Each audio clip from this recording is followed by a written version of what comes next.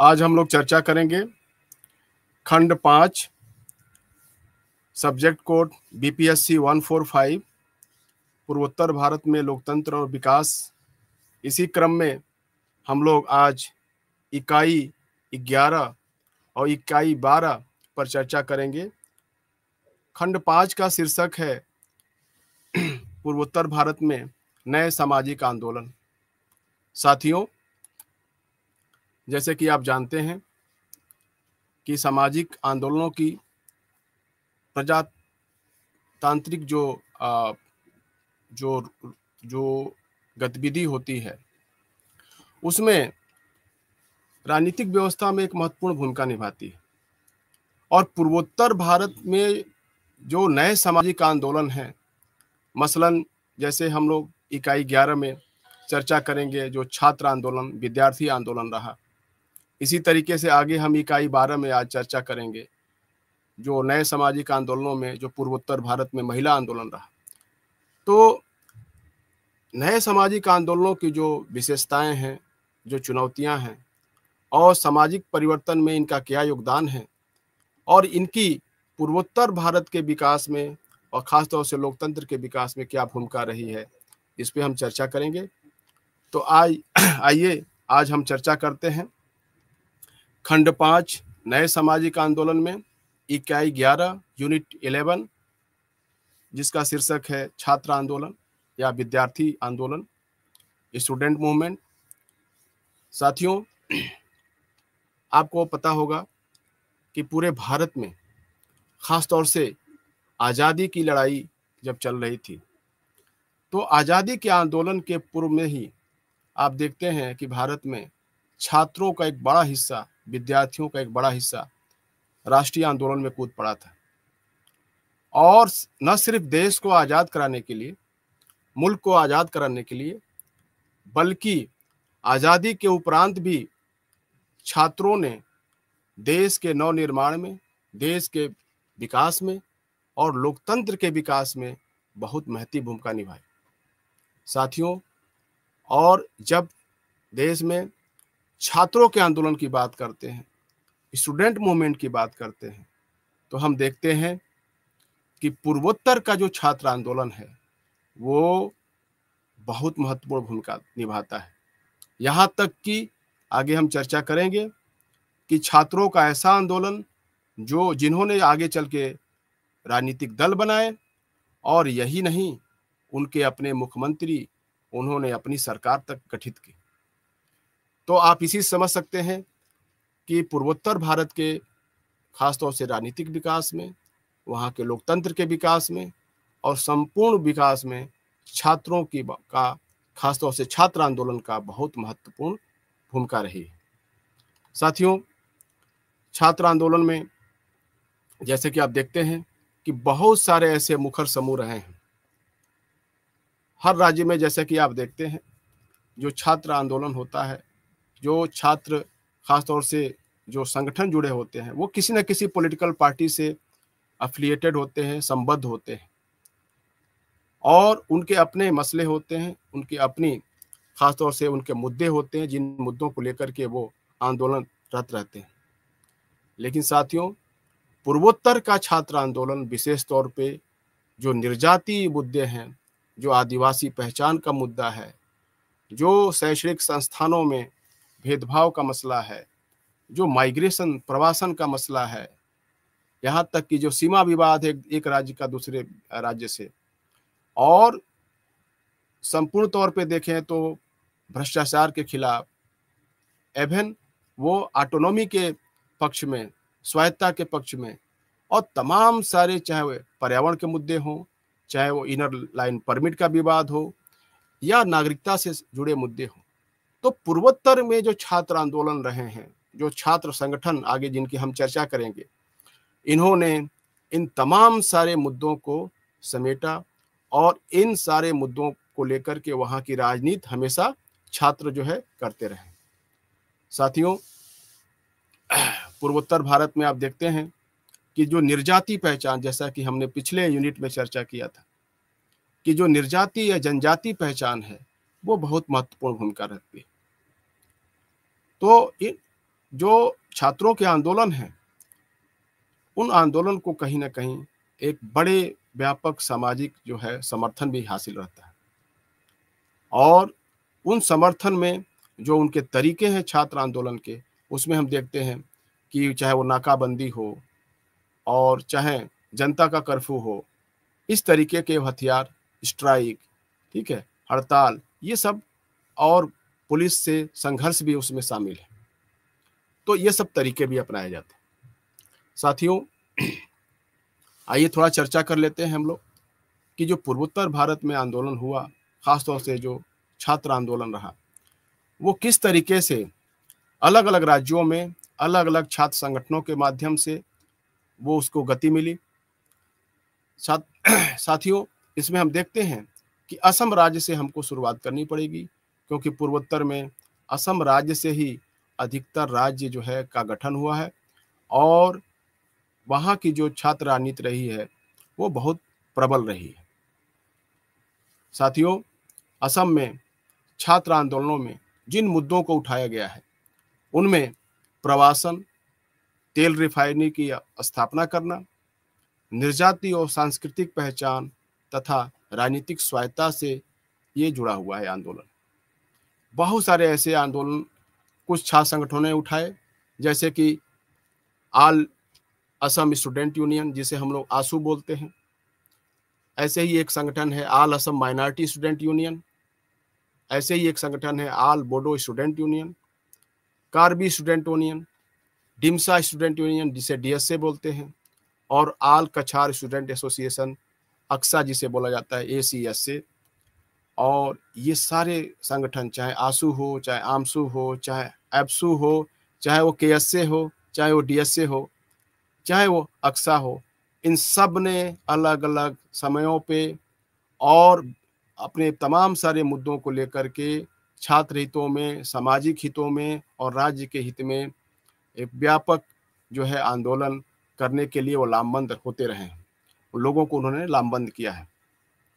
साथियों, असम में रिफाइनरी की स्थापना में छात्रों की भूमिका का मसला हो, या आप देखेंगे 1960 के दशक में भाषा को राज्य भाषा के रूप में स्वीकार करने के लिए और विदेशी राष्ट्रीय आंदोलन, और 1980 के दशक में जो all Assam minority student association है, यूनियन है, और बोडो छात्रों ने बड़ी बढ़ चढ़ के भूमिका निभाई। इन छात्र संगठनों ने लामबंदी के जो प्रमुख तरीके अपनाए, उसमें प्रदर्शन करना, रैलियां निकालना, बंद करना, सत्याग्रह करना और आर्थिक नाकाबंदी तक उन्होंने किया। साथियों, आसू के नेतृत्व में विदेशी नागरिकों के खिलाफ, विदेशी नागरिकों का यहाँ मतलब है कि जो बांग्लादेश या म्यांमार से जो लोग पलायन करके असम में बसे हुए थे, तो आसू के नेतृत्व में विदेशी नागरिकों के खिलाफ 6 साल का एक हम देखते हैं कि आंदोलन देश के सबसे लंबे आंदोलनों में जाना जाता है। यह आंदोलन 1979 से लेकर के हम देखते हैं कि शुरू हुआ और 1985 तक ये अनवरत जारी रहा। और 1985 में जब राज्य और केंद्र सरकार के बीच समझौता हुआ, तब जाकर के ये आंदोलन बंद हुआ। और इस समझौते को जो उसको हम लोग असम समझौते के नाम से भी जानते हैं। साथियों, आंदोलन का जो तात्कालिक कारण था, वो ये था कि मंगलदायी लोकसभा सीट के उपचुनाव के लिए मतदाता सूची में बड़ी संख्या में फर्जी मतदाताओं के शामिल होने की सूचना थी, और मुख्य चुनाव आयुक्त एसएल सखदर ने चेतावनी दी थी कि अगर अवैध प्रवासियों को शामिल नहीं किया गया, तो यह राज्य की जनसांख्यिकी संरचना को बदल सकता है। मतदाताओं में अवैध मतदाताओं को शामिल करने से असम में 6 साल के विदेश विरोधी राष्ट्रीय आंदोलन की शुरुआत हुई, और 1960 के दशक में असम के छात्रों ने समाज के अन्य वर्गों के साथ असम में जो असमिया है उसको राजभाषा के रूप में घोषित करने की मांग की। तो एक तो विदेशी नागरिकों के खिलाफ आंदोलन शुरू हुआ, और आपको ध्यान रखना होगा फिर वो भाषा पे आकर के वो सिमट गया। और जब असमिया भाषा को राजभाषा बनाने की बात हुई, जब छात्र आंदोलन शुरू हो गया, उसके बाद से वहाँ पर आपस में ही मत भिन्नता पाई गई। उन आंदोलन के जो आंदोलनकारियों के भीतर ही असमिया भाषा को राजभाषा बनाने को लेकर के, जैसे पिछले यूनिट में हमने चर्चा किया था कि किस तरीके से असम में बंगाली बनाम असमिया भाषा का आंदोलन चलता रहा है साथियों। और इन तमाम सारे दबावों के बीच सरकार ने असमिया को राजभाषा घोषित किया और पूरे असम में एक आधिकारिक भाषा के रूप में असमिया की मान्यता, जिसमें ऐसे क्षेत्र भी शामिल थे जहां अधिकांश लोगों द्वारा असमिया नहीं बोली जाती थी। अन्य क्षेत्रों जो पहाड़ियां हैं, जो बराक घाटी है, उसमें इस निर्णय का काफी विरोध हुआ।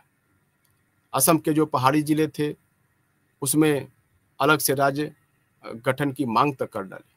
उन्होंने बराक घाटी में तो पूर्वांचल की गठन की मांग की।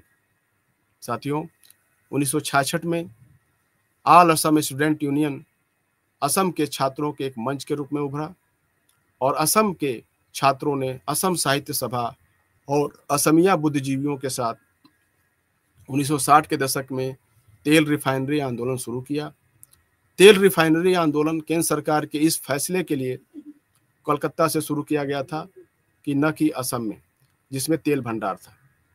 तो वो एक राज्य का देखा जाए तो वो अपने अधिकार को लेकर लड़ाई लड़ रहे थे कि असमिया में भी तेल रिफाइनरी कलकत्ता के बजाय असम में भी स्थापित करने का काम किया जाए। साथियों, असम में छात्रों ने केंद्र सरकार के फैसले को असम के साथ सौतेला व्यवहार माना और छात्रों के विरोध के परिणाम स्वरूप केंद्र सरकार ने जनवरी 1962 को गुवाहाटी के पास नूनमती में तेल रिफाइनरी की स्थापना भी की।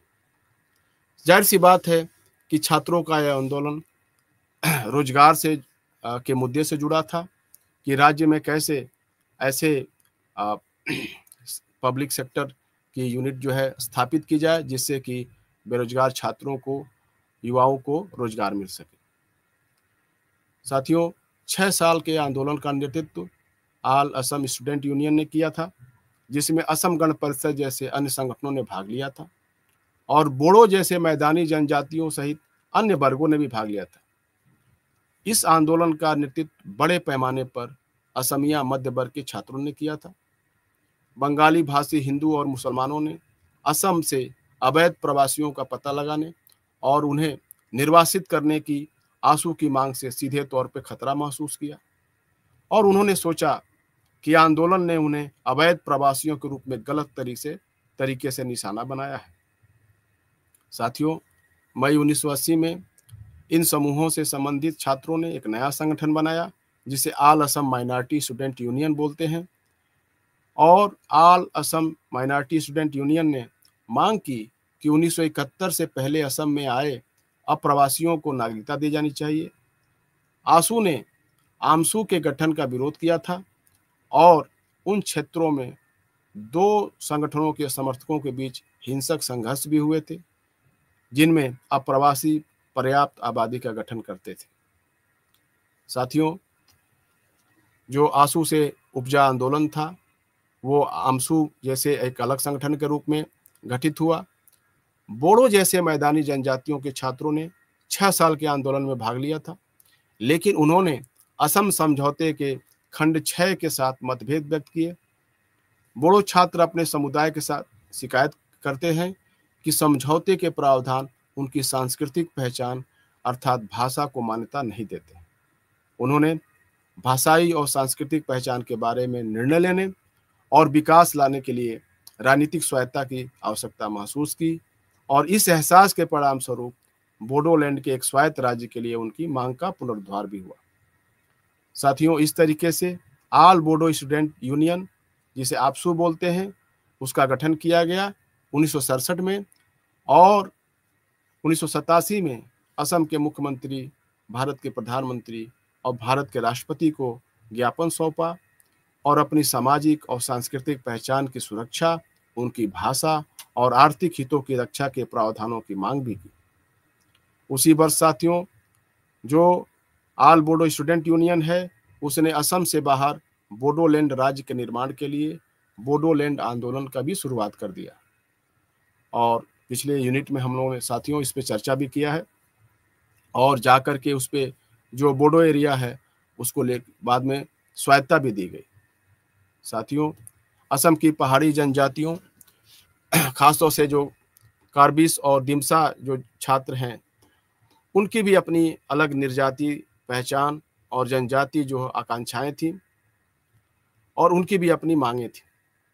कार्बी छात्र संघ अपनी जनजातियों के अन्य संगठनों के साथ उनकी सामाजिक और सांस्कृतिक पहचान को बनाए रखने, उनकी सुरक्षा के लिए उपाय करना चाहता था।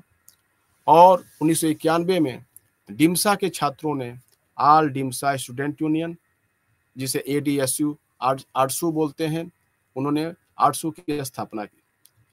इसी तरीके से ऑल डिमसा स्टूडेंट यूनियन उन सभी क्षेत्रों को शामिल करते हुए एक दिमराजी राज्य के गठन का भी निर्माण का मांग कर रहा था। और उनके अनुसार जो प्राचीन दिमसा कचहरी जो साम्राज्य है वो उसका ये हिस्सा था और उनकी धारणा में एक नए राज्य के निर्माण से उन्हें अपने कल्याण के बारे में निर्णय लेने की स्वायत्ता मिलेगी। तो इस तरीके से हम देखते हैं साथियों कि पूरा आसाम का जो छात्र आंदोलन रहा वो आसाम में ऑल असम स्टूडेंट यूनियन, इसी तरीके से all Assam minority student union और बोडो स्टूडेंट यूनियन से लेकर के हम देखते हैं कि ऑल डिमसा स्टूडेंट यूनियन तक का ये पूरा सफ़र है, वो अलग अलग जो सांस्कृतिक पहचान है, जो निर्जाति पहचान है, अलग अलग आदिवासी और निर्जाति जो लोग हैं, उसको लेकर के ये छात्र आंदोलन हम देखते हैं कि अपने मकसद में काफ़ी हद तक सफल भी रहे। इसी तरीके से एक दूसरा राज्य है साथियों, मेघालय पूर्वोत्तर का, जिसमें मेघालय में सबसे जो लोकप्रिय छात्र संगठन है उसका नाम है खासी छात्र संघ, जिसे KSU बोलते हैं। 1978 में इसको स्थापित किया गया था।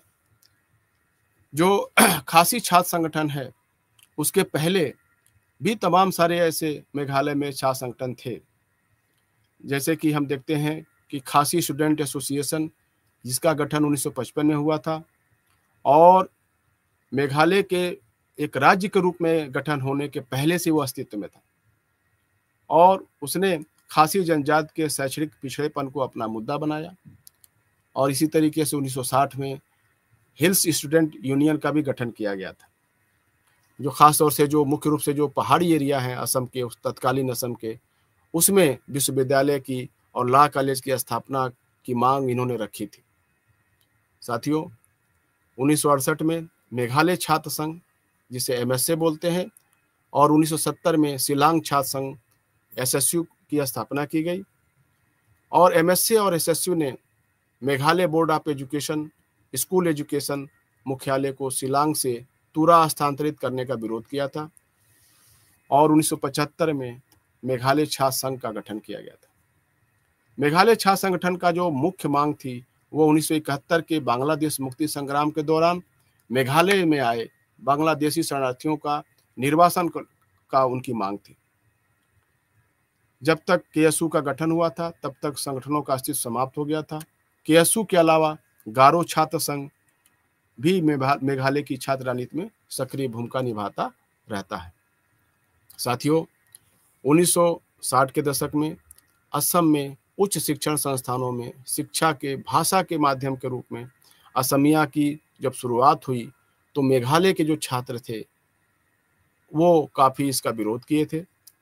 पहाड़ियों के उन जगहों के छात्र जो बाद में मेघालय राज्य बन गए, उन्होंने भी एक पहाड़ी राज्य के निर्माण के आंदोलन में भाग लिया और 1972 में मेघालय राज्य के गठन के बाद मेघालय में छात्र आंदोलन देखते हैं कि काफ़ी हद तक सुसंगत हो गया। 1970 के दशक में KSU ने मेघालय में बांग्लादेशियों और नेपालियों के आव्रजन को रोकने की मांग भी की थी और इसने उन प्रवासियों के राज्य के बाहर निकलने की मांग की जो देश के अन्य हिस्सों से मेघालय आए थे। छात्रों का यह तर्क था कि देश के अन्य हिस्सों से लोगों के प्रवास ने स्थानीय जनजातियों को आर्थिक रास्ते से वंचित कर दिया और उनकी निर्जाति पहचान को भी प्रभावित किया है। साथियों, हमने पिछले यूनिट में चर्चा भी किया था आपसे कि मेघालय में जो गारो पीपल हैं, जयंतिया पीपल हैं, जो खासी पीपल हैं, उनका एक फेडरेशन भी बनाया गया था। खासतौर से KSU और फेडरेशन ऑफ खासी जयंतिया और गारो पीपल ने 1970 के दशक में कई आंदोलन शुरू किए थे। और उन आंदोलनों का जो पैटर्न है वो पहले हमने उस पर पहले ही डिस्कस या चर्चा उस पर कर लिया है। और ख़ास तौर से मैं इसमें बहुत सारे दंगे भी हुए और उन दंगों को कंट्रोल करने के लिए भी हमने देखा कि सरकार ने त्वरित कार्रवाई की। और 1979 में शिलांग में हम देखते हैं, 1987 में और 1992 में ऐसे 3 निर्जातीय दंगे हुए और इनमें कहीं न कहीं केएसयू जैसे छात्र संगठन का उसमें हाथ रहा और उसमें जीएसयू जैसे छात्र संगठन का भी हाथ रहा। साथियों, इसी तरीके से हम देखते हैं कि अरुणाचल प्रदेश में भी काफ़ी छात्र संगठन सक्रिय रहे। आदि मिसिंग स्टूडेंट यूनियन, जिसे एएमएसयू कहते हैं, अरुणाचल प्रदेश का पहला छात्र संगठन था जो नॉर्थ ईस्ट फ्रंटियर एजेंसी के पासीघाट में जिसका अस्तित्व दिखाई दिया। और 1972 में जब अरुणाचल प्रदेश एक केंद्र शासित प्रदेश बन गया, तब हम देखते हैं कि उसमें एएमएसयू का काफ़ी रोल रहा। आदि और जो मिसिंग जनजातियों के छात्रों ने एएमएसयू के बैनर तले छात्र आंदोलन की शुरुआत की। एएमएसयू संघ ने शिक्षा पर जोर देकर सामाजिक परिवर्तन के बारे में जागरूकता पैदा करने का ध्यान केंद्रित किया। एएमएसयू का नाम बदलकर उस समय all north east frontier agency student union कर दिया गया था। और 1972 में अरुणाचल प्रदेश के केंद्र शासित प्रदेश बनने के बाद इसका नाम बदलकर अरुणाचल प्रदेश छात्र संघ आपसू कर दिया गया। साथियों, आपसू अर्थात अरुणाचल प्रदेश छात्र संघ अरुणाचल प्रदेश का सबसे मुखर और सबसे बड़ा छात्र संगठन है, जिसकी राज्य के लगभग शैक्षणिक संस्थानों में हर शैक्षणिक संस्थान में इसकी इकाइयां हैं और यह राज्य के बाहर पढ़ने वाले छात्रों के साथ एक तरीके से समन्वय बनाए रखता है। साथियों, अरुणाचल प्रदेश छात्र संघ या आपसू राज्य में सामान्य रूप से छात्रों और समाज से संबंधित विभिन्न मुद्दों पर केंद्रित है और इन मुद्दों में मुख्य रूप से असम और अरुणाचल प्रदेश के बीच जो सीमा विवाद है, राज्य से जो विदेशी नागरिकों का पता लगाना, उनका निर्वासन का मुद्दा, विदेशी नागरिकों पर घुसपैठ पर प्रभावी नियंत्रण, भूमि आवंटन, परमिट की वापसी और अरुणाचल के लोगों के व्यापार के लाइसेंस से संबंधित है। तो हम देखते हैं कि जो अरुणाचल प्रदेश का जो खास तौर से मुखर छात्र संगठन है, आपसू है, न केवल वो सरकार को याचिकाएं भेजने तक है, बल्कि ये हम देखते हैं कि अलग अलग सामाजिक मुद्दों पर काफ़ी सक्रिय भी रहता है। साथियों, एक बड़ा आंदोलन 1980 में दिखाई दिया जब आपसू ने पूरे अरुणाचल प्रदेश में 2 दिवसीय बंद का आह्वान किया और बंद को छात्रों के साथ साथ जनता का भी समर्थन मिला। आपसू ने सरकार को भेजे ज्ञापन में जो प्रमुख मांग उनकी शामिल थी वो थी कि अरुणाचलियों को 80% नौकरियों में आरक्षण दिया जाए, गैर अरुणाचलियों को अनुबंध के आवंटन को रोका जाए। ऐसे तमाम सारे ऐसे मसले थे जो अरुणाचल प्रदेश की जनता के हित में छात्रों ने और इस छात्र संगठन ने उठाए। और विशेष तौर पे जो बांग्लादेशी जो शरणार्थी थे उनको निर्वासन की मांग इन्होंने रखी। साथियों, इसके साथ साथ अरुणाचल प्रदेश के इस छात्र संगठन ने तिब्बती जो लोग थे, जो योबिन शरणार्थी थे, उनको लेकर भी उन्होंने, चाहे वो चकमा हो, हाजोंग हो, तिब्बती हो या योबिन शरणार्थी हैं, इनको भी निर्वासित करने की, अरुणाचल प्रदेश से बाहर करने की मांग की। इस तरीके से हम देखते हैं कि अरुणाचल प्रदेश का एक प्रमुख छात्र संगठन आपसू जो है वो काफ़ी एक मजबूत संगठन रहा है। साथियों, 1985 में असम समझौते के हस्ताक्षर करने के बाद अरुणाचल प्रदेश के छात्रों को यह डर लगा कि समझौते का कोई असर नहीं होगा और असम से अरुणाचल प्रदेश में विदेशियों की घुसपैठ हो सकती है। इसलिए 3 फरवरी 1986 को आपसू ने अरुणाचलियों को 100% आरक्षण की मांग करते हुए एक नया आंदोलन शुरू किया और पुलिस फायरिंग के कारण हुए आंदोलन में एक नैपीन माध्यमिक विद्यालय में कीपा काचे नाम के एक छात्र की मौत भी हो गई थी। तो पूर्वोत्तर के हम देखते हैं कि अरुणाचल राज्य में भी छात्र संगठन काफ़ी सक्रिय रहे। साथियों, इसी तरीके से हम देखते हैं कि असम, मेघालय और अरुणाचल प्रदेश के अलावा भी ऐसे तमाम सारे पूर्वोत्तर के राज्य हैं जहां पर अलग अलग समयों में छात्र संगठन और आज के समय में भी छात्र संगठन काफी मजबूती से अपना पक्ष रखने में महत्वपूर्ण भूमिका निभाते हैं और कहीं ना कहीं लोकतंत्र को और अधिक सार्थक बनाने में अपना योगदान देते हैं। खासतौर से हम देखते हैं साथियों कि नागालैंड में आप देखेंगे कि all Nagaland college student union, उसी में दीमापुर नागा स्टूडेंट यूनियन है, एक और नागालैंड में अंगामी स्टूडेंट यूनियन है। इसी तरीके से मणिपुर राज्य में हम देखते हैं कि all Manipur student union, Manipur student federation, student union of Kangleipak. Sikkim में आप देख लीजिए कि सिक्किम विश्वविद्यालय का जो छात्र संघ है, सिक्किम में जो छात्र संघ है, ट्राइबल स्टूडेंट यूनियन है जिसको टीएसयू बोलते हैं, ऐसे ट्रिफ्ट्रा स्टूडेंट यूनियन जिसे टीएसएफ बोलते हैं। ऐसे ही एक और संगठन सक्रिय है जिसे ऑल इंडिया स्टूडेंट एसोसिएशन आइसा भी बोलते हैं, जो त्रिपुरा में जिसका काफ़ी उसकी सक्रियता रही।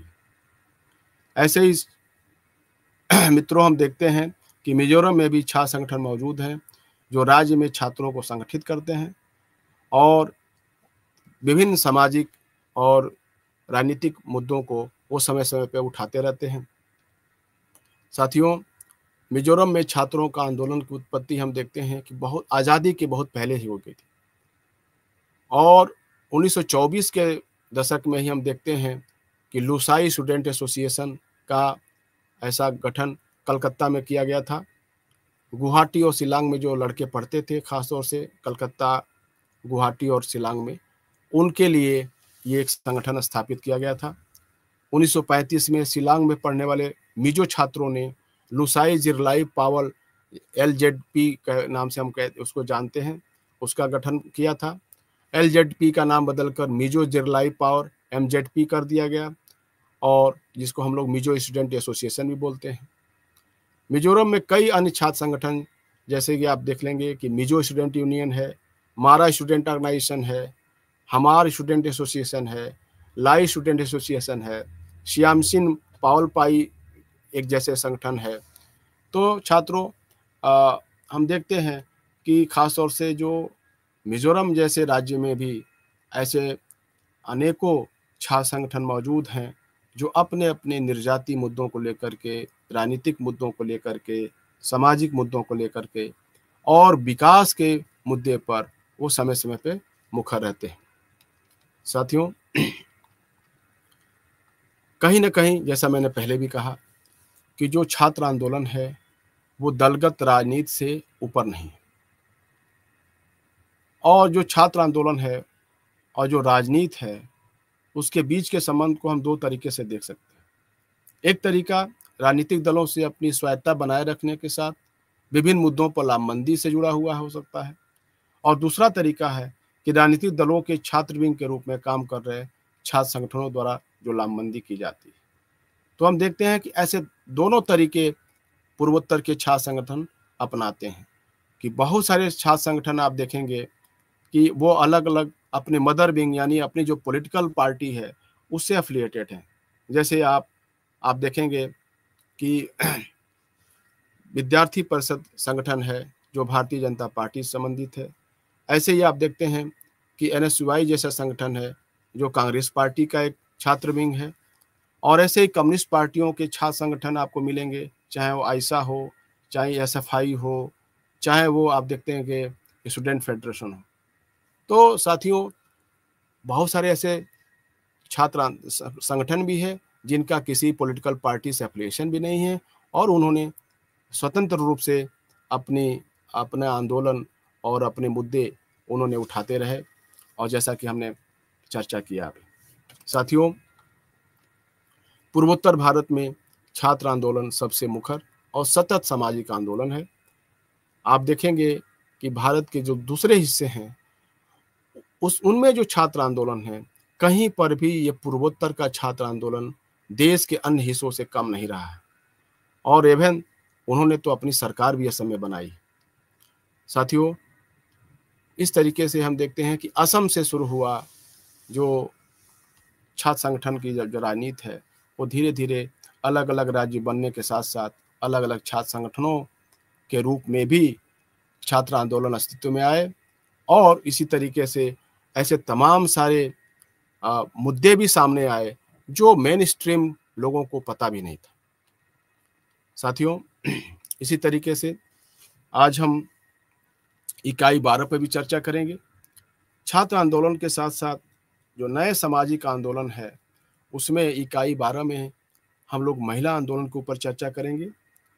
पूर्वोत्तर का जो महिला आंदोलन है, खासतौर से जो मुखर महिला आंदोलन रहा है, चाहे वो नागालैंड में हो, चाहे मणिपुर में, चाहे असम में, चाहे मेघालय में या मिजोरम में, तो इस पे जो इसकी जो मुद्दे हैं और जो विशेषताएं हैं इस पे थोड़ी हम चर्चा करेंगे।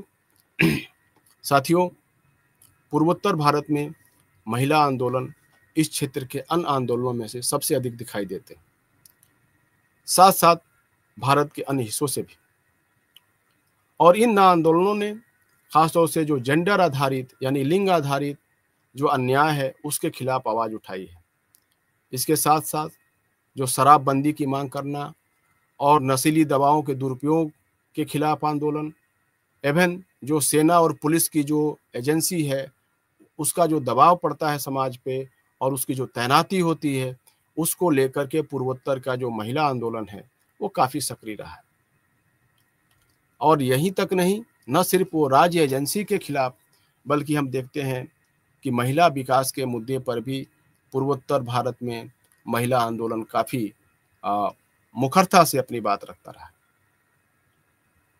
साथियों, इसमें हम देखते हैं कि जो पूर्वोत्तर का जो महिला आंदोलन है, जो महिला संगठन है, उनमें काफी मुद्दे में हम देखते हैं कि उन मुद्दों में सभी अलग अलग महिला संगठनों में एक समानता है और उनकी जो विशेषताएं हैं वो भी काफी समान है। लेकिन हम देखेंगे कि अलग अलग राज्यों में कहीं ना कहीं, जैसा कि हमने पहले कहा, कि जो निर्जातीयता है और जो क्षेत्रीय विशिष्टता है उसको ध्यान में रख करके ही अलग अलग आंदोलन जो स्वतःस्फूर्त निकलते हैं। हम देखते हैं कि पूर्वोत्तर भारत में जो महिला आंदोलन है वो कहीं ना कहीं नागरिक समाज आंदोलनों के साथ मिलकर काम करते हैं। महिला आंदोलन जिन मुद्दों को उठाते हैं वे न सिर्फ महिलाओं से संबंधित जुड़े हैं, न सिर्फ वो लिंग आधारित मुद्दे से जुड़े हैं, बल्कि वो व्यापक समाज हित में भी जुड़े हैं। खासतौर से चाहे वो सामाजिक मसला हो, चाहे वो सांस्कृतिक मसला हो, चाहे वो आर्थिक मसला हो या राजनीतिक मसला हो। हम देखते हैं कि जो पूर्वोत्तर में जो उग्रवाद है, काफी दिनों तक आपने देखा होगा कि एक बड़े कई दशकों तक पूर्वोत्तर में उग्रवाद काफी हावी रहा। और जो निर्जातीय हिंसा रही आपस में, जो पिछले यूनिट में हम लोग चर्चा किए हैं, उस दौरान महिलाओं ने शांति स्थापित करने का काम किया। क्योंकि आपको पता ही होगा कि कोई भी आंदोलन हो, कोई उग्रवाद हो, कोई निर्जातीय हिंसा होती है तो सबसे अधिक प्रभावित कौन होता है? वो हमारे परिवार की महिला सदस्य होती है, वो समाज की महिला होती है जो सबसे अधिक प्रभावित होती है। महिलाओं के साथ बदतमीजी, हिंसा, शारीरिक हिंसा, यौन हिंसा तक की जाती है। और ऐसे में पूर्वोत्तर की जो महिला आंदोलन रहा है, जो महिला संगठन रहे, उनकी हमें प्रशंसा करनी होगी कि जब लंबे समय तक उग्रवाद से पूर्वोत्तर झेल रहा था, निर्जातीय हिंसा से झेल रहा था, तो इन महिला संगठनों ने और वहाँ की जो महिलाओं ने, जो पढ़ी लिखी के अलावा जो अनपढ़ महिला है, उन्होंने भी उस हिंसा को समाप्त करने का एक तरीके से आंदोलन शुरू किया और इस तरीके से एक वहाँ पर शांति का माहौल कायम हो सके। साथियों, जो महिला आंदोलन रहे हैं पूर्वोत्तर में, वो उग्रवाद और निर्जातीय हिंसा के खिलाफ तो रहे ही हैं, लेकिन साथ में जो अफसा कानून रहा है, अफसा कानून, उसका भी विरोध इन्होंने किया। जो पुलिस और सेना द्वारा जो अत्यधिक बल प्रयोग किया जाता है उसके खिलाफ भी उन्होंने आवाज उठाई। खासतौर से महिलाओं ने जो राजनीतिक संस्थाएं हैं उसमें महिला प्रतिनिधि देने की बात भी उठाई। शराब और नशीली दवाओं के खिलाफ उन्होंने आवाज़ उठाया। और ख़ास तौर से जो पर्यावरणीय मुद्दे हैं, जो माइनिंग है और जिसमें बड़े लेवल पे जो पर्यावरण का नुकसान होता है, उसको लेकर भी उन्होंने आंदोलन किए। इसी के साथ जो आत्मसम्मान का आंदोलन है या उत्तराधिकार का लेकर के जो कानून है और इवन जो प्राकृतिक आपदाएँ हैं, भ्रष्टाचार है, इन सब मुद्दों को समेकित किए हुए। साथियों, एक साझी विशेषता है खासतौर से पूर्वोत्तर में महिलाओं के आंदोलन की, और वो साझी विशेषता है कि महिलाओं का आंदोलन बहुत गैर राजनीतिक रहा है। इसका मतलब ये नहीं है कि वो राजनीति में भाग नहीं लेते हैं। एक्चुअली में क्या होता है कि सामूहिक रूप में जो उनकी लामबंदी या जो सामाजिक आंदोलन जो बनता है, वो एक राजनीतिक कार्य हो जाता है। उनके अपने अपने राजनीतिक अफिलिएशन या संबंध हो सकते हैं, लेकिन पूर्वोत्तर के महिला आंदोलनों का एक खास चरित्र रहा है कि वो महिला मुद्दों पे वो राजनीतिक दलों से अलग अलग राजनीतिक दलों से वो भिन्न मत रखते हैं और एक सामान्य मत रखते हैं। साथियों, आइए हम चर्चा करते हैं कि अलग अलग राज्यों में जो महिला संगठन रहे हैं, जो महिला आंदोलन रहे हैं, जो उसका क्या चरित्र रहा है और ऐसे कौन से ऐसे संगठन रहे हैं जिन्होंने पूर्वोत्तर में अपनी महिला आंदोलन में महती भूमिका निभाई। साथियों, नागालैंड अक्सर उग्रवाद या निर्जातीय संघर्ष के कारण काफ़ी दिनों तक वहाँ पर एक डिस्टरबेंस बना रहा, या कहेंगे कि वहाँ पर हमेशा हिंसा का माहौल बना रहा। नागालैंड राज्य में लोगों के जीवन और आजीविका पर इस हिंसा का भी काफ़ी असर पड़ा है। नागालैंड में महिलाओं ने शांति बहाल करने का प्रयास किया और उन्होंने एक संगठन बनाया जिसको हम लोग बोलते हैं Nagaland mothers association. Naga mothers association का जन्म 14 फरवरी 1984 में हुआ था और इसकी प्रस्तावना में नागाओं के प्रति संवेदनशील बनने की आवश्यकता को रेखांकित किया गया था ताकि वे सार्थक जीवन और जी सकें और खासतौर से जो मानव विकास के सूचकांक है उसको हासिल कर सकें। नागालैंड मदर्स जो एसोसिएशन है,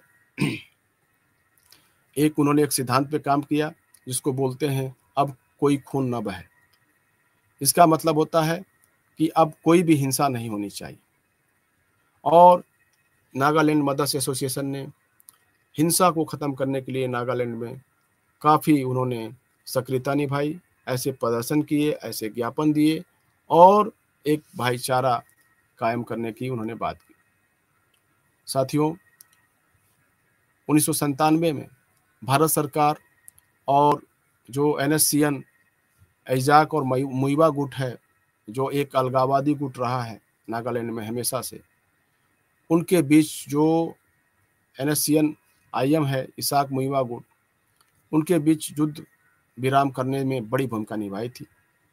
तथा हम देखते हैं कि जो नागा कुकी संघर्ष हुआ या दो निर्जातीय समुदायों जैसे कि नागा और कुकी के बीच जो महिला समुदाय हैं, उन दोनों ने मिलकर के शांति बहाल करने के प्रयास किए थे। नागा महिला संघ मणिपुर और कुकी महिला संघ हिंसा को रोकने के लिए अपने अपने समूहों में काफ़ी सक्रिय रहे हैं और इन महिला समूहों ने कई दिनों तक पहाड़ियों में चल करके अपने अपने संबंधित समुदायों में भूमिगत लोगों को हिंसा रोकने तथा शांति स्थापित करने के लिए भी समझाया। साथियों,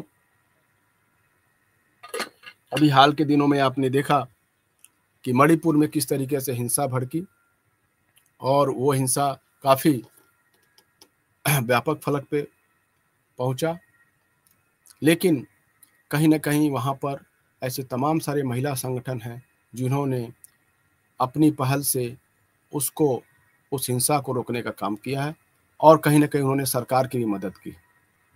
साथियों, इसी तरीके से हम देखते हैं कि मणिपुर जैसे राज्य में महिला आंदोलनों का पता हम देखते हैं कि वो औपनिवेशिक काल से ही लगा सकते हैं। 1904 में और 1939 में नूपी लान, नूपी का मतलब होता है औरत और लान का मतलब है वार, यानी कि नूपी लान में मणिपुर में एक विदेशी आदेश का विरोध किया गया था जिसमें ब्रिटिश राजनीतिक एजेंट के घर को फिर से बनाने के लिए कहा गया था। हुआ क्या था साथियों कि 1939 में एक ब्रिटिश जो अधिकारी था, उसका घर आग से जल गया था और वहाँ पर सरकार का आदेश था कि स्थानीय लोग जो है उस घर को बनाएंगे और उस बनाने के एवज में कोई उनको मजदूरी नहीं मिलेगी। तो उसके खिलाफ महिलाओं ने आंदोलन किया और जो जबरन मजदूरी कराया जाता था, जिसको हम वहाँ की भाषा में लल्लूप कहा जाता है, तो लल्लूप में करीब 17 से 60 की आयु के भीतर पुरुषों को 10 दिन तक बिना भुगतान के काम करने के लिए मजबूर किया जाता था और यह कम से कम 40 दिन तक होता था। बड़ी संख्या में महिलाओं ने इस आंदोलन में भाग लिया था, जो कि 1 सप्ताह तक चला। अंग्रेजों ने बाद में आंदोलन को दबा दिया, लेकिन उन्हें बाद में आदेश को वापस लेना पड़ा था। नुपीलान आज़ादी के बाद के दौर में महिला आंदोलन के लिए प्रेरणा का स्रोत बनी। 1980 में महिला समूह मीरा पैबी का मतलब होता है मणिपुरी में मसाल वाहक, जिसने नुपीलान से प्रेरणा ली और युवा पुरुषों को शराब पीने से रोकने में काम किया। तो 1980 के तब देखते हैं कि जो 1939 में आज़ादी के पहले जो आंदोलन का एक प्रतीक बन गया था नुपीलान, उसका फायदा और उसी का नज़ीर पेश करते हुए 1980 में एक मीरा पैबी यानी कि महिला समूह बनी और मीरा पैबी ने शराबबंदी के लिए और महिलाओं में खासतौर से जो युवा पुरुष हैं उनमें शराब पीने की लत को छोड़ने के लिए एक आंदोलन का नेतृत्व किया। साथियों, मीरा पैबी ने उनके इलाकों में जाकर मशाल जलाई और युवा पुरुषों को हिरासत में लिया जो असामाजिक गतिविधियों में शामिल थे, चाहे वो नशीली पदार्थ का सेवन करना हो, चाहे वो शराब पीना हो। ऐसे तमाम सारे युवाओं को उन्होंने जाकर के एक तरीके से समझाने बुझाने का काम किया। और जो सशस्त्र जो सेना तैनात है मणिपुर के एरिया में, आपने देखा, उसको लेकर के भी महिला संगठनों ने हमेशा मुखर विरोध किया। अप्सा जो कानून हमने चर्चा किया, उसके खिलाफ आंदोलन चलता रहा। साथियों, मीरा पैबी की कार्यप्रणाली में लोगों को लामबंद करने के लिए बिजली के खंभों को बजाना भी शामिल था। जब मीरा पैबी समूह सड़कों पर इकट्ठा होते हैं तो इसका प्रभाव पड़ता है। मीरा पैबी समूहों द्वारा लामबंदी लगातार जारी है। मीरा पैबी को भी अन्य महिला संगठनों की तरह क्षेत्र में राज्य की एजेंसियों के विरोध का सामना करना पड़ता है। उन्होंने किसी राजनीतिक दल या संगठन के इशारे पर काम नहीं किया है। वे किसी भी राजनीतिक दल की विचारधारा को नहीं मानते हैं। समाज के अन्य वर्गों के साथ मणिपुर में महिलाएं अपने व्यक्तिगत स्तर पर सामूहिक तौर पर जो अफसा कानून है, जिसे armed forces special power act बोलते हैं, को वापस करने के लिए भी वो बराबर आंदोलन करती रही। जो कानून अफसा कानून armed forces special power act 1958 में लागू हुआ था। साथियों, कुछ हद तक आप देखेंगे जो शराबबंदी को लेकर या युवाओं को नशीले पदार्थों से बचाने को लेकर के कुछ हद तक आपने देखा होगा, कुछ वर्ष पूर्व उत्तर प्रदेश में ऐसे तमाम सारे महिला स्वतः स्फूर्त रूप से युवाओं को रात को मशाल लेकर के चलती हैं और वो आपस में आंदोलनकारी गीत गाती हैं। ऐसे आप न्यूज़ में आपने देखा जरूर होगा। ऐसे ही कुछ तर्ज पे मणिपुर में नशा के खिलाफ, नशा मुक्ति के लिए, शराबबंदी के खिलाफ ये महिलाओं ने आंदोलन चलाया। साथियों, एक बड़ा मसला वहाँ पर अफसा कानून का रहा है और इरोम शर्मिला जैसी क्रांतिकारी और सामाजिक कार्यकर्ता के बारे में आप जानते ही होंगे, जिन्होंने लंबे समय तक भूख हड़ताल करी और करीब 16 वर्षों तक उन्होंने अफसा कानून को हटाने की मांग की। साथियों, इसी तरीके से असम में महिला आंदोलनों ने विभिन्न प्रकार के मुद्दों को उठाया, जैसे कि महिलाओं के खिलाफ हिंसा, महिलाओं के लिए आत्मसम्मान, जो लिंग आधारित मजदूरी है। खासतौर से आप देखते हैं कि अक्सर होता है कि महिला कार्मिक को कम मजदूरी दी जाती है और पुरुष कार्मिक को ज़्यादा मजदूरी दी जाती है। तो ये जो लिंग आधारित भेदभाव है, इसके खिलाफ असम में महिला आंदोलन काफ़ी मुखर रहा है।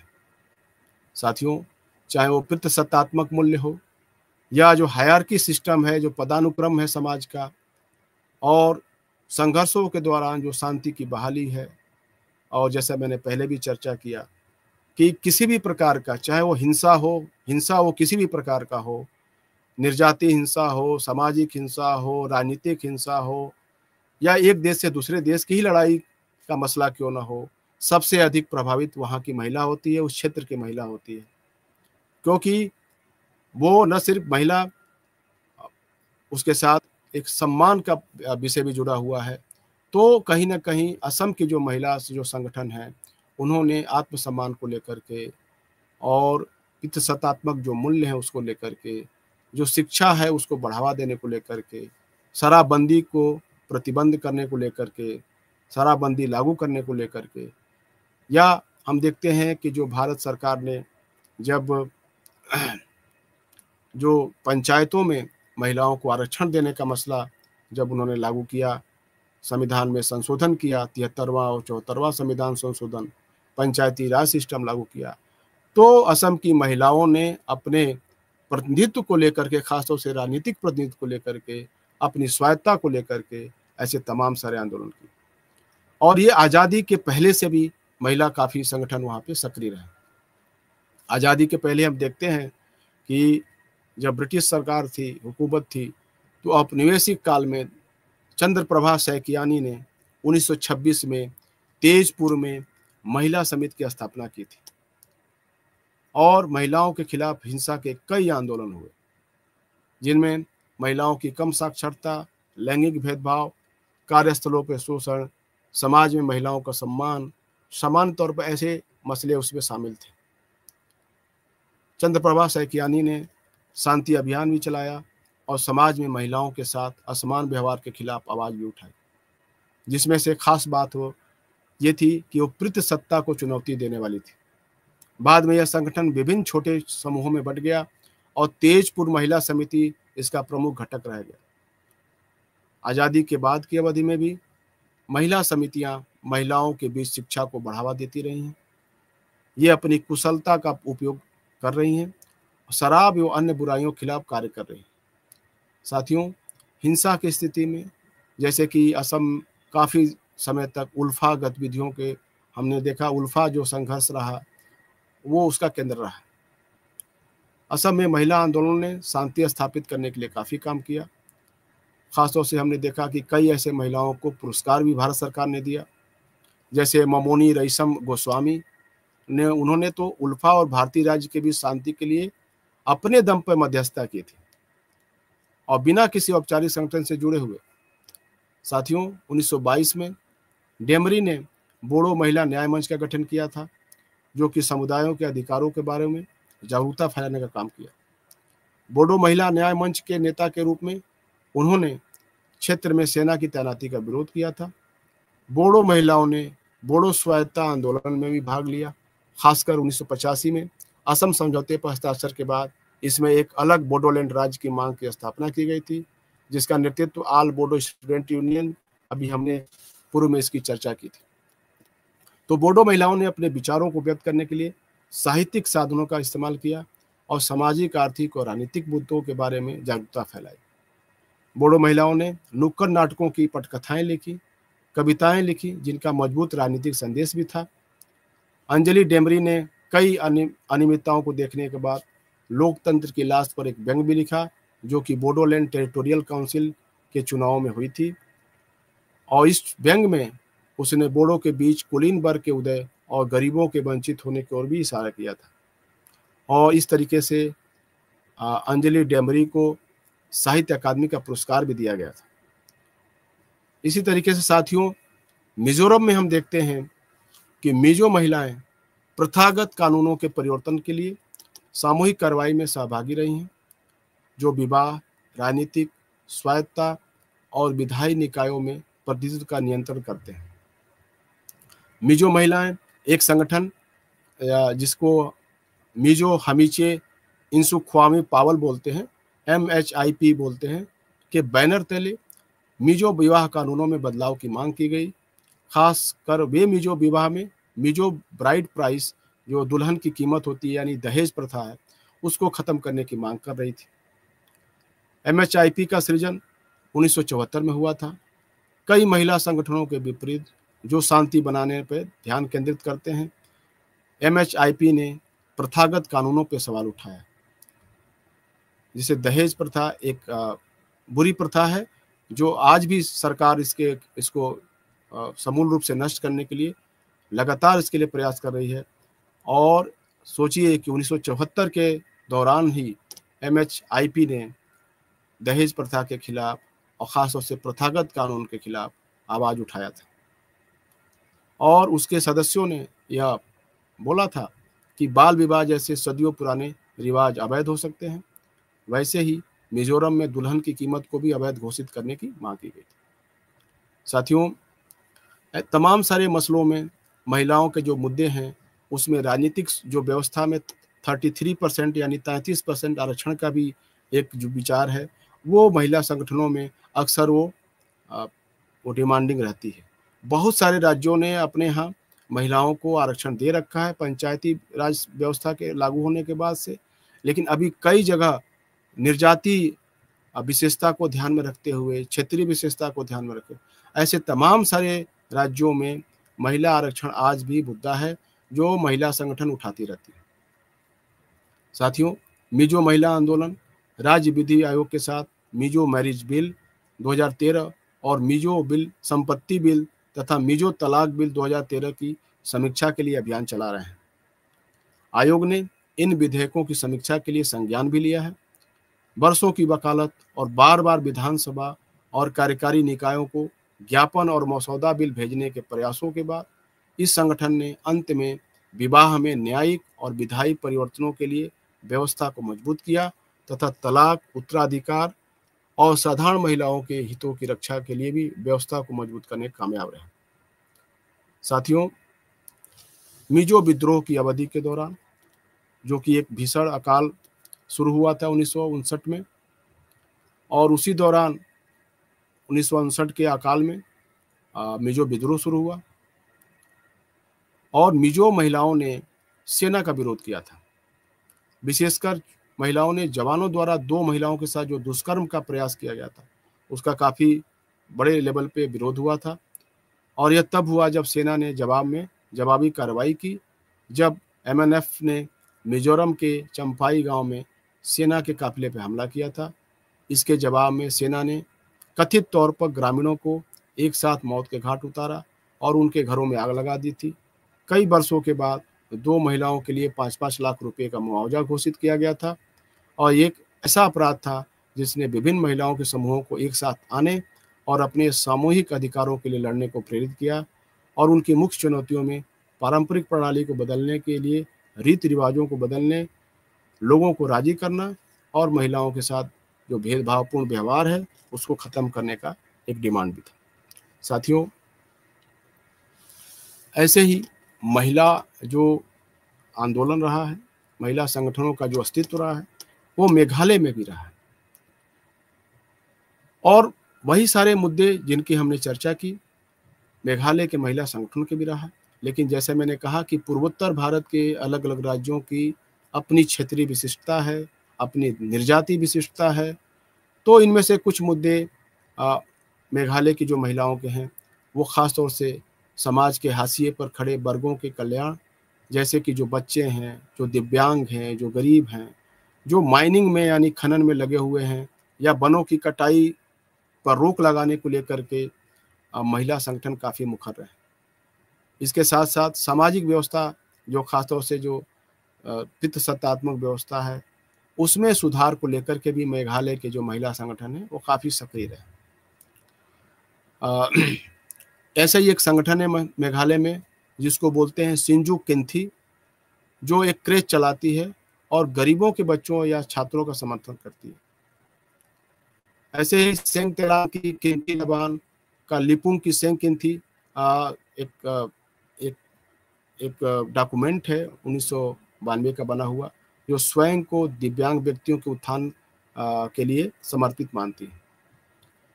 वहाँ की लोकल भाषा में इसका नाम है सेंग तेलांग की किन्थी लबान का लिपुंग की सेंग किन्थी। तो ये पूरी तरीके से दिव्यांग व्यक्तियों के उत्थान को केंद्रित है और ये हाशिए पे खड़े महिलाओं एवं बच्चों को भी अपने साथ मानती हैं। उन्होंने महिलाओं को काम करने के लिए प्रोत्साहित करने हेतु समुदाय में क्रेज का बीड़ा उठाया है। जो pre primary school, maternity and child welfare centre हैं और जो सिलाई बुनाई कढ़ाई के क्षेत्र में जो खुद को स्थापित कर सकते हैं, तो उनके लिए प्रशिक्षण आयोजित करने का भी ये संगठन काम करते रहते हैं। साथियों, खासतौर से हम देखते हैं कि जो पूर्वोत्तर भारत का जो आंदोलन रहा है, जो महिला आंदोलन रहा है, तो बड़े पैमाने पर निर्याती समूहों की जो निर्याती समूह हैं उनके द्वारा संचालित होते हैं। हालांकि वे अन्य आंदोलनों के साथ साथ व्यापक गठबंधन भी करते हैं, जो कि अन्य सामाजिक समूहों के साथ विभिन्न राज्यों में मौजूद हैं। उनके संबंधित राज्यों में अंतर निर्जातीय गठबंधन भी नहीं है।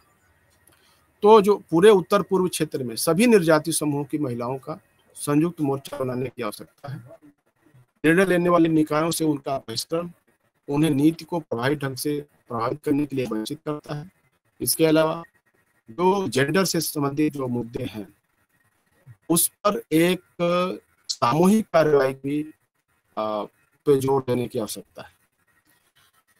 खासतौर से साथियों ध्यान में रखना है कि जो पूर्वोत्तर भारत का जो विभिन्न राज्यों का महिला आंदोलन रहा है, पैन इंडिया पूरे भारत के स्तर पे जो महिला संगठन है आज के दौर में भी वो जेंडर आधारित जो लिंग आधारित अन्याय है उसके खिलाफ वो लगातार संघर्ष करते हैं और पूर्वोत्तर के जो महिला संगठन हैं वो भी संघर्षरत हैं। खासतौर से जो शराब के खिलाफ, शराबबंदी को लेकर के, शराब पीने के खिलाफ, इसके अलावा जो दूसरी अन्य नशीली दवाई हैं जिनका आज का युवा धड़ल्ले से उपयोग कर रहा है, उसके खिलाफ पूर्वोत्तर का जो महिलाओं का आंदोलन है वो काफ़ी सक्रिय रहा। और एक बड़ा मसला रहा है पूर्वोत्तर के महिला आंदोलनों का, जैसे कि हमने कहा, इरोम शर्मिला का एग्जाम्पल दिया, उदाहरण दिया कि जो आर्मी या पुलिस की जो तैनाती है और जो एक तरीके से बल प्रयोग उनके द्वारा किया जाता है और उस बल प्रयोग में कहीं न कहीं हिंसा या आम नागरिकों की मौत या पुलिस सेना का आम नागरिकों के साथ जो टकराहट है उसको लेकर के जो एक विवाद है उसके खिलाफ भी महिला संगठन काफ़ी मुखर रही हैं। खासतौर से साथियों पूर्वोत्तर भारत के महिला संगठनों की एक खासियत रही है जो आपको ध्यान रखना है, वो ये रहा है कि पूर्वोत्तर भारत की जो महिला संगठन है और जो महिला नेत्री हैं, जो आंदोलनकारी रही हैं, जिनका अभी हमने जिक्र किया, उन्होंने जो अलग अलग समय में जो निर्जातीय संघर्ष रहे हैं उन निर्जातीय संघर्षों के दौरान उन्होंने शांति बहाली के प्रयास किए और आज के दौर में भी जब मणिपुर जैसी घटनाएं घटती हैं तो महिला संगठनों ने, आपने देखा होगा कि शांति बहाली को लेकर के, चाहे वो कुकी समुदाय की हो, चाहे वो नागा समुदाय की हो, चाहे वो मैती समुदाय की हो, उन्होंने बड़े लेवल पे हस्तक्षेप किया और कहीं न कहीं वो शांति बहाली के लिए सरकार के प्रयासों में वो बढ़ चढ़ के हिस्सा लेती हैं। साथियों, महिला आंदोलन आमतौर पे विभिन्न राज्यों में अपने नागरिक समाज आंदोलनों के साथ सहयोग करते हैं और महिला आंदोलन विभिन्न राज्यों में प्राथमिकता की दृष्टि से अलग अलग हैं। इनमें भागीदारी का स्तर भी अलग होता है। आमतौर पे जो पैन इंडिया जो महिलाओं का आंदोलन रहा है, हम देखते हैं कि पूर्वोत्तर के जो महिला आंदोलन रहे हैं वो बहुत ही विशिष्ट तरीके के आंदोलन रहे हैं, जो क्षेत्रीय विशिष्टता पे आधारित रहे हैं। ख़ासतौर से जहाँ पर स्वायत्तता का मसला है, जहाँ अफ़सा जैसे कानून को ख़त्म करने का मसला है या जो शराबबंदी की मांग है उसको लेकर के है। लेकिन एक बात आपको ध्यान में रखना होगा कि पूर्वोत्तर भारत में जो महिला आंदोलन है उसकी एक अपनी सीमा रही है और वो ये सीमा है कि अभी भी महिला साक्षरता दर कम है और जो युवा महिलाएं हैं जो यूनिवर्सिटी से बाहर से पढ़ के आई हैं वो उनकी जिम्मेदारी काफ़ी बढ़ जाती है और जैसे जैसे शिक्षा का माहौल बढ़ेगा वहाँ पर जागरूकता और महिला संगठन और मजबूत होंगे। तो आज के लिए बस इतना ही।